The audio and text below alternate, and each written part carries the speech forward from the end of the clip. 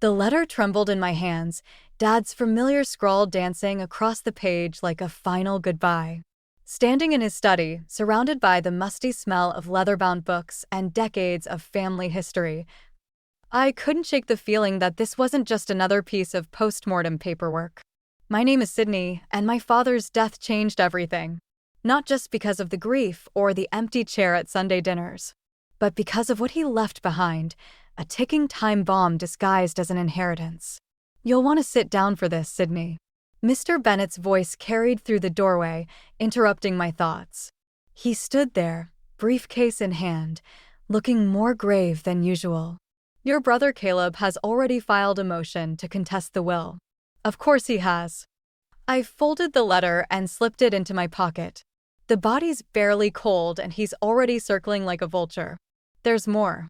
Mr. Bennet set his briefcase on Dad's mahogany desk, the brass latches clicking open with practiced precision. Your father left specific instructions. Instructions that Caleb doesn't know about. The study seemed to shrink around us, decades of family photos watching from their perches on the walls. Mom's vacant stare from the most recent one caught my eye. She hadn't been the same since Dad's diagnosis. What kind of instructions? The kind that could tear this family apart. He pulled out a sealed envelope. Or save it, depending on how you handle what's inside. My fingers traced the edge of the envelope. Did Dad tell you what's in here? He told me enough. Mr. Bennet's expression softened.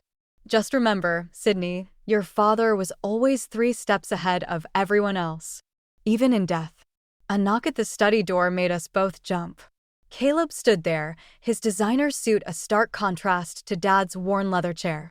Well, secret meetings already. His smile didn't reach his eyes. Careful, little sister. Some might think you're trying to pull something. Funny, I was about to say the same thing about contesting the will. I squared my shoulders, feeling Dad's letter burning in my pocket. What's wrong, Caleb? Afraid Dad saw through your act. His jaw tightened. Watch yourself, Sydney. You're not the only one who lost a father.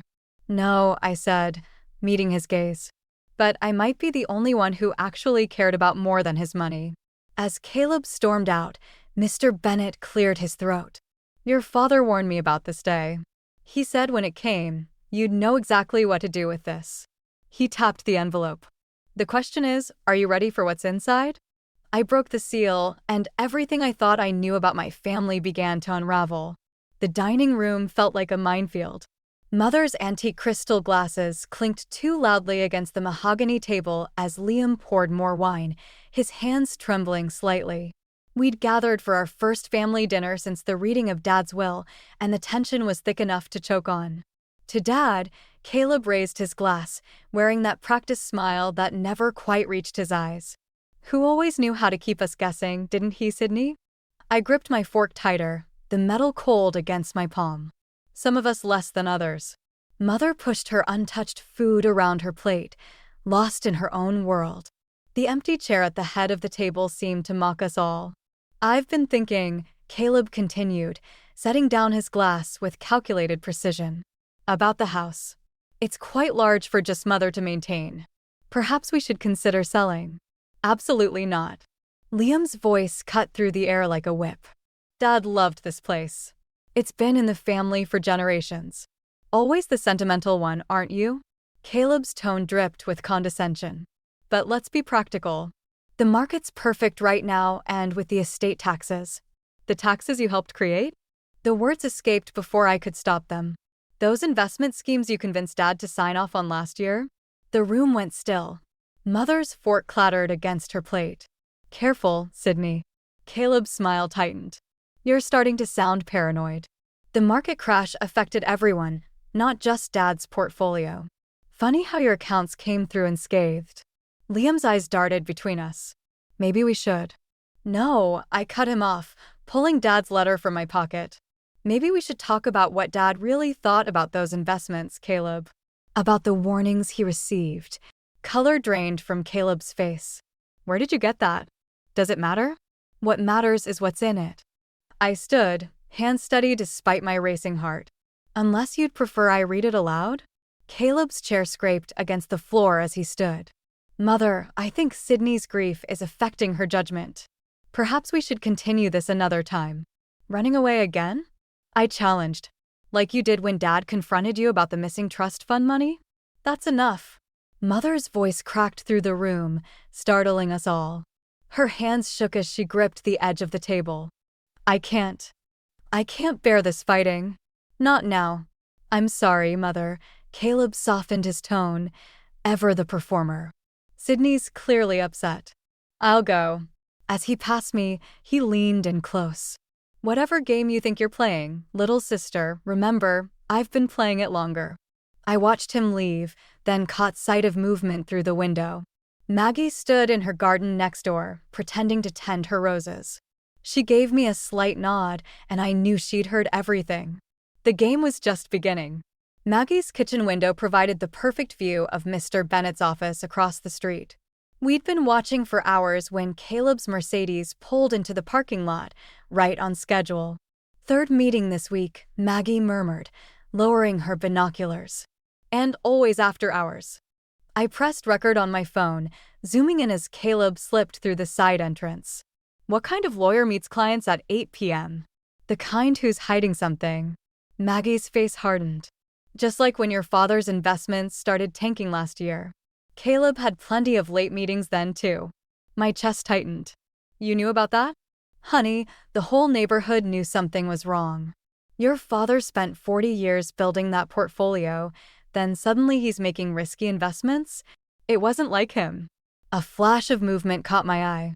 Through the office window, I could see Caleb gesturing angrily at Mr. Bennett, who kept shaking his head.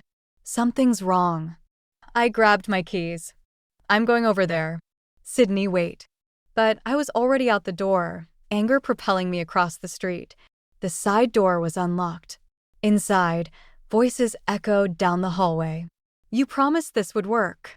Caleb's voice cracked with desperation. I need that money, Bennett. The auditors are coming. I can't change what's in the will, Mr. Bennett replied firmly. Your father was very specific. My father was a fool who trusted the wrong son. The crash of something heavy hitting the wall made me flinch. I edged closer to the office door. If Sydney finds those documents, Caleb's voice dropped lower. Everything I've built will collapse.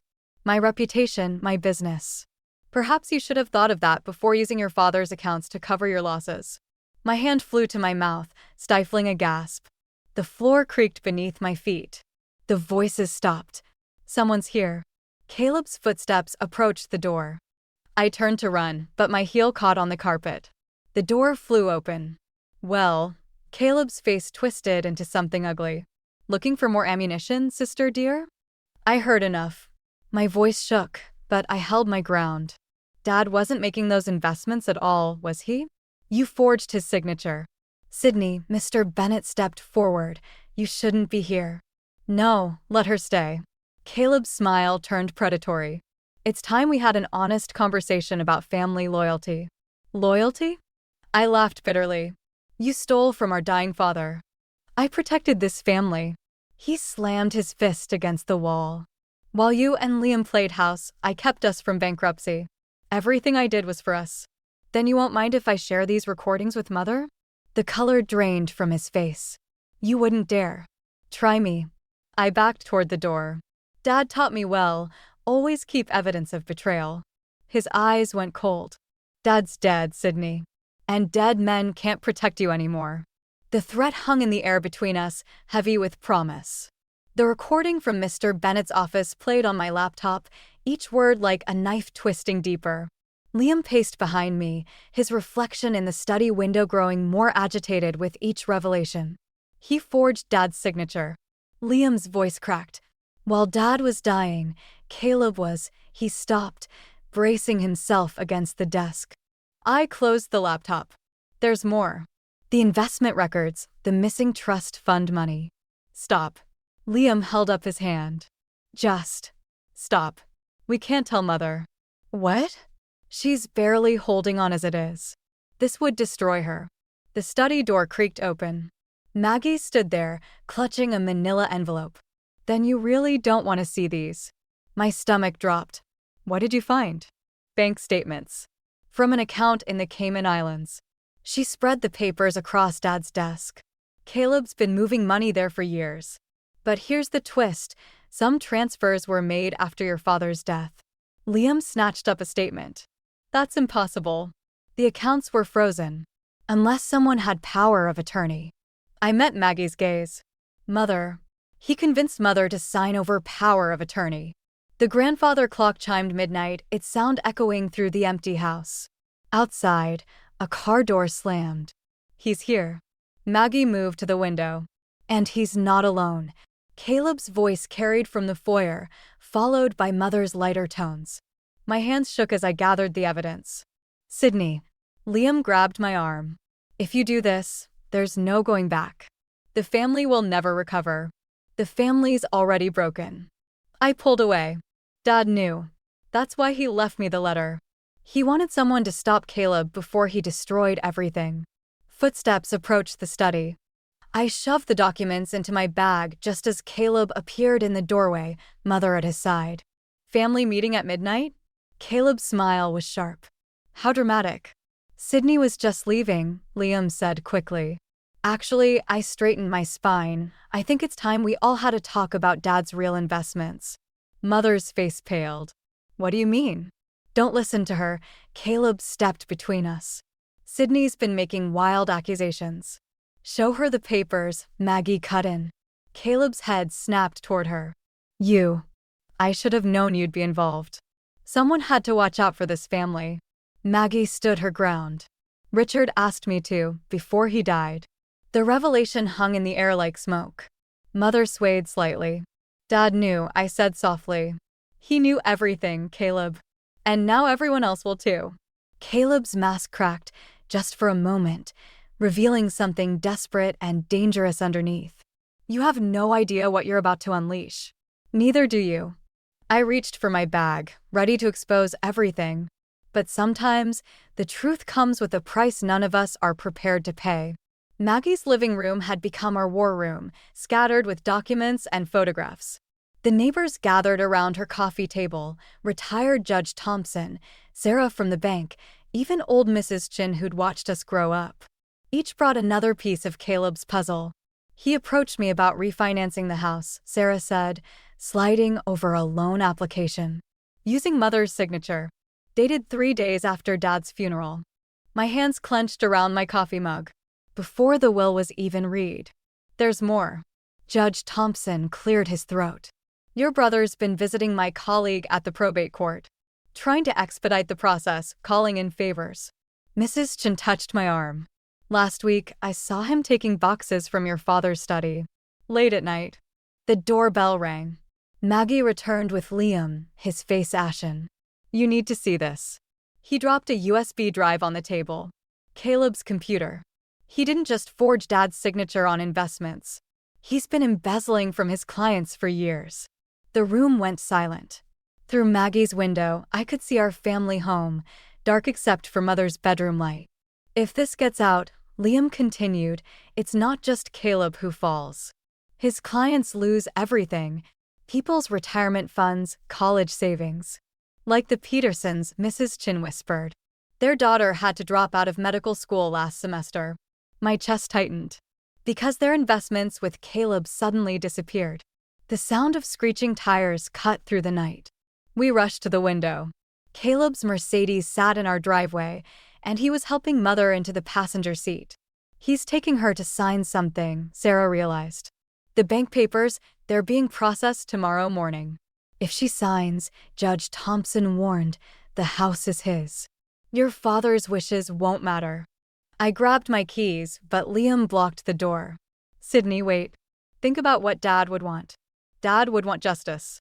Would he want revenge at the cost of destroying Mother? The family? Everyone Caleb's hurt. Through the window, I watched Caleb's car pull away.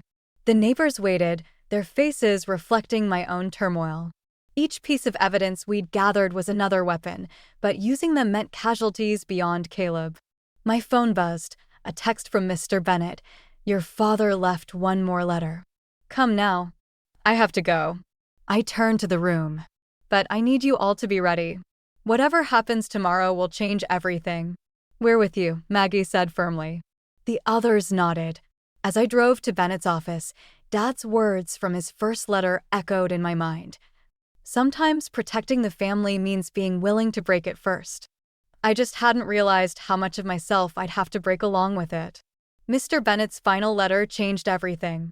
I stood in our family home's entryway, watching the morning light filter through stained glass, casting blood-red shadows across the floor.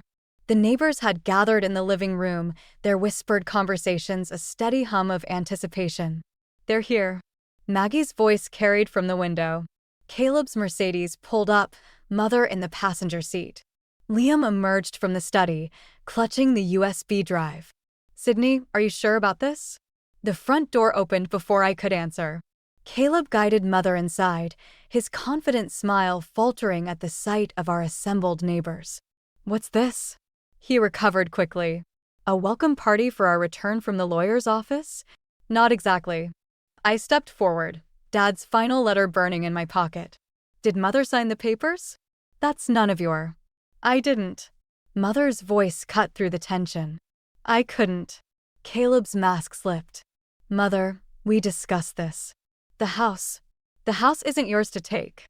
I pulled out the documents we'd gathered. Just like the Petersons' retirement fund wasn't yours. Or Dad's investments. "Careful, Sydney." His warning carried an edge of desperation. No more careful. No more quiet. I turned to Mother. Dad knew what Caleb was doing. He left proof. "Lies," Caleb snarled. "Mother, she's trying to turn you against me. Like you turned Dad against himself?" I threw the forged documents onto the entry table. Made him believe he was losing his mind when the numbers didn't add up? Mother swayed, reaching for the wall. Judge Thompson stepped forward to steady her. "Show them the rest," Liam said quietly. I hesitated, Dad's words from his final letter echoing. "The truth will cost more than just Caleb." "Sydney's delusional," Caleb laughed, but his eyes darted between faces. "This is all because she's jealous. Always has been. The little sister who could never measure up." "Then explain this." I played the recording from Bennett's office. Caleb's voice filled the room, confessing to the forgeries, the embezzlement, the manipulation of Dad's final days. Mother collapsed into a chair, tears streaming silently. "I did it for us," Caleb's voice cracked. "Everything was falling apart. I had to protect us." By stealing from our neighbors? By torturing Dad with guilt over decisions he never made. "You have no idea what it takes to keep a family like ours." "Stop." Mother's whisper cut through his justifications. "Just stop." The silence that followed felt like a physical weight. Through the window, I saw police cars pulling up, Judge Thompson's final move. "You did this." Caleb's face twisted with hatred. "You destroyed everything." As the officers approached the door, I realized he was right. In exposing his crimes, I'd shattered whatever was left of our family's foundation. The truth hadn't set us free. It had simply shown us how broken we'd always been. As the officers approached Caleb, he pulled one final card. "Before you take me," his voice carried across the silent room, "you should know what Dad really thought about his precious Sydney." He reached into his jacket, producing a worn envelope. My heart stopped. Dad's handwriting. "Where did you?" "The study. The night he died."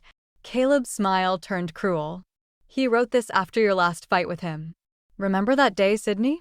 When you threatened to expose his poor business decisions to the board." Mother's head snapped up. Liam stepped forward, but I held up my hand. "Read it," I said. "Sydney," Caleb began reading, his voice taking on Dad's cadence. "I've watched you become exactly what I feared." "Stop." Mr. Bennett's voice cut through the room. He pulled out another letter identical to Caleb's. "Read the rest." The real letter. Color drained from Caleb's face. "Can't?" Bennett continued. "Because you forged that one too. But I have the original right here. Richard gave it to me the night before he died." Caleb lunged for the letter, but Liam caught him. The officers moved in. "Sydney," Bennett read, his voice steady, "I've watched you become exactly what this family needed, someone strong enough to face the truth. Even when it hurts. Caleb will try to stop you. He'll use every weapon he has, including my words. But remember, I chose you for this because you're the only one who loves this family enough to break it in order to save it." Mother stood, her grief transforming into something harder. All this time, she whispered, "I thought I was protecting you, Caleb. But I was just enabling you to hurt everyone else." "Mother, please." "No." She straightened, looking more like herself than she had since Dad's death. "Sydney did what I should have done years ago." As the officers led Caleb toward the door, he turned back. "You'll regret this. When the lawsuits start, when our name is dragged through the mud, when everything Dad built crumbles, you'll wish you'd kept your mouth shut." "No," I said, finally understanding Dad's last lesson. What Dad built was a family. The money, the status, that was just window dressing. You never understood that. And you think you do? "I understand enough to know that sometimes love looks like letting go." I met his gaze. "Goodbye, Caleb." The door closed behind him with a final click. Through the window, I watched our neighbors disperse, each carrying a piece of our family's broken legacy. Mother touched my shoulder. "Your father would be proud." "Would he?" "Everything's destroyed." "No," Liam said softly. "Everything's exposed. Now we can finally rebuild." In Dad's study, the morning light caught the edge of his portrait, illuminating a slight smile I'd never noticed before. Maybe he'd known all along that sometimes the only way forward is through the wreckage. The last box from Dad's study sat unopened on my desk, its contents a final mystery. Through the window, I watched Mother in her garden, actually humming as she pruned roses with Maggie. The neighborhood had rallied around us, helping restore not just the house, but the trust that Caleb had shattered.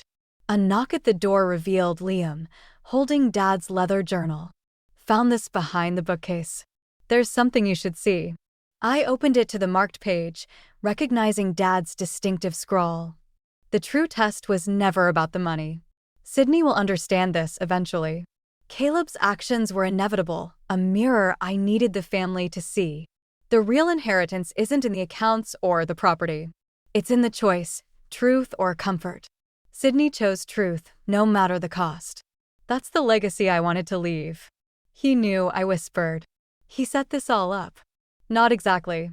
Liam sat on the desk edge. "He gave you the tools, but the choice was yours." The Peterson family called this morning, by the way.